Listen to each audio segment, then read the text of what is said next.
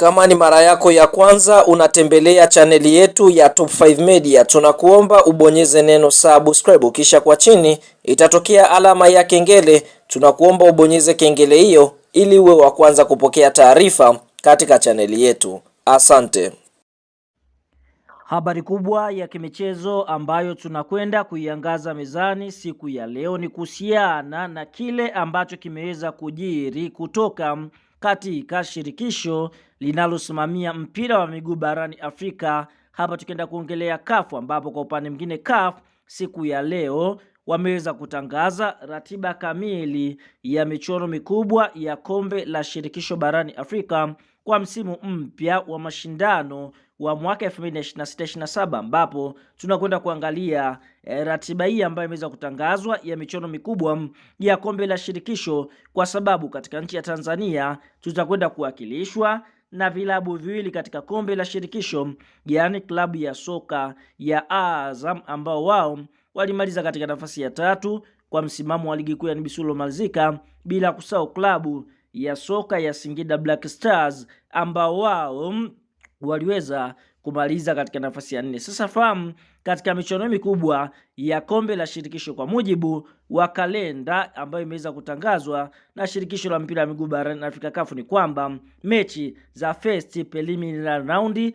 zitakwenda kuchezwa kuanzia tarehe 4 mpaka tarehe 6 mwezi Septemba mwaka 2026, huku mechi za marejeano second league za first preliminary round zikienda kuchezwa kuanzia tarehe 11 mpaka tarehe 13 ya mwezi Septemba, lakini mechi za second preliminary round zinatarajiwa kuchezwa kuanzia tarehe 16 mpaka 18 mwezi Oktoba, huku mechi za second league preliminary round zikienda kuchezwa kuanzia tarehe 23 mpaka 25 mwezi Oktoba. Kwa hiyo vile vilabu ambavyo vitaweza kuqualify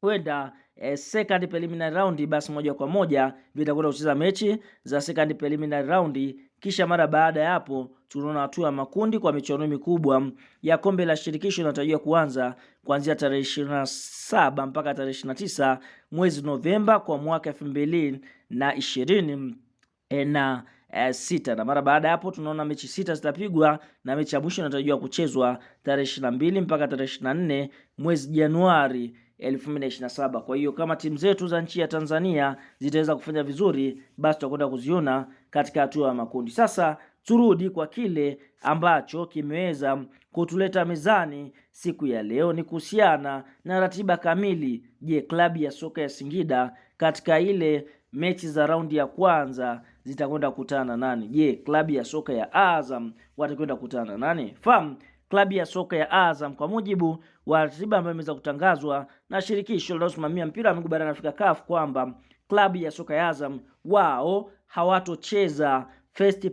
preliminary round, wao moja kwa moja watakwenda kucheza second preliminary round, ambapo mara baada ya kucheza mechi hizo mbili kama wataweza kufanikiwa kushinda, basi moja kwa moja watakwenda hatua ya makundi michuano mikubwa ya kombe la shirikisho. Lakini kwa upande wa Azam wao watakwenda kuanzia first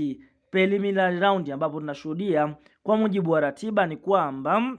klabu ya soka ya Azam Football Club ambao wao wanasubiria mechi za second preliminary round, basi klabu ya soka ya Azam Football Club wao watamsubiri kati ya mshindi ya Zedi Football Club, ambao Zedi Football Club ni timu kutokea katika nchi ya Misri, ama Asas Djibouti kutokea katika nchi ya Djibouti, ambapo mshindi kati ya Zedi kutokea Misri atakwenda Zedi au Asas Djibouti moja kwa moja atakwenda kucheza na Azam Football Club. Kwa tunaona Al Ahly, Azam, USM Alger kutoka nchini Rabat, AS FAR Rabat, CR Belouizdad, Raja Casablanca, AC Maniema na Kaizer Chiefs ni miongoni mwa klabu ambazo hazitocheza mechi za first